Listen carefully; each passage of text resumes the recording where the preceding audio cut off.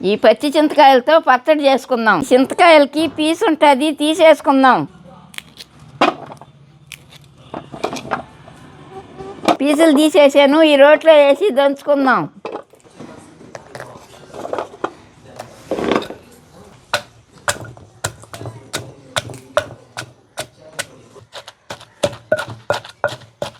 చింతకాయలు దంచేసాను, దీంట్లో విత్తనాలు తీసుకోవాలా. ఇప్పుడు విత్తనాలు ఏరుకోవాలా, లేదంటే ఉగురుగా ఉంటుంది.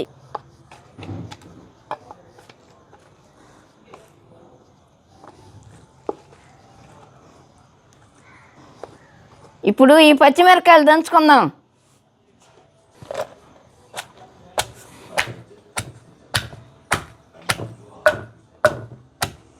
పచ్చిమిరపకాయలు మెత్తగా దంచేసాము. ఇప్పుడు ఉప్పు వేసుకుందాం. కొద్దిగా పసుపు పొడి,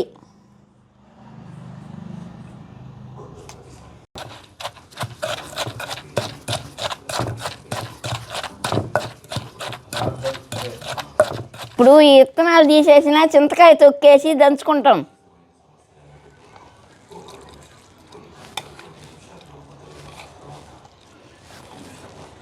ఈ విత్తనాలు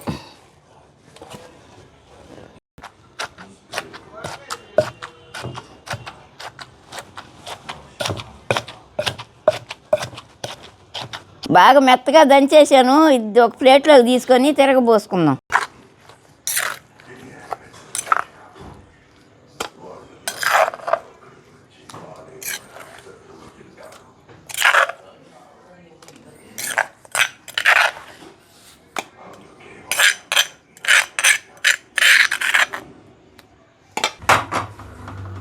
కొంచెం నూనె పోసుకుందాం.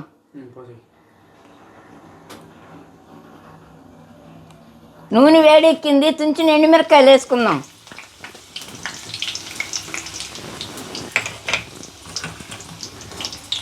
ఆవాలు,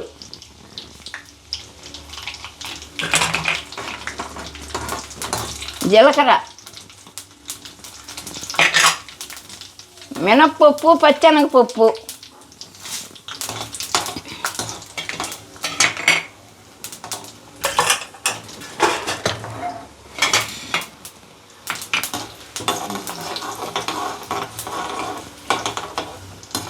కరివేపాకు,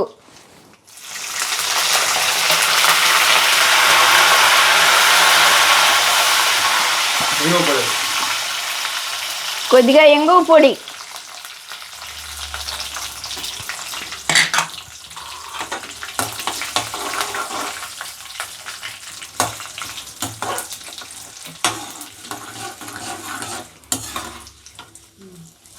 ఇప్పుడు దంచుకున్న చింతకాయ తొక్కేసుకుంటున్నాం.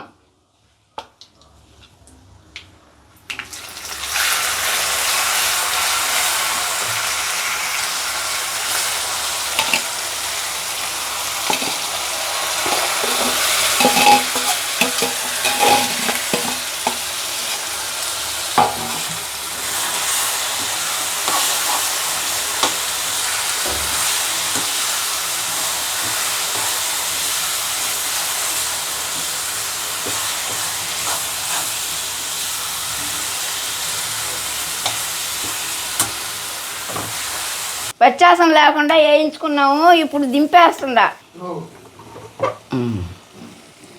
వేడి వేడి అన్నంలో ఈ పచ్చడి కలుపుకుందాం.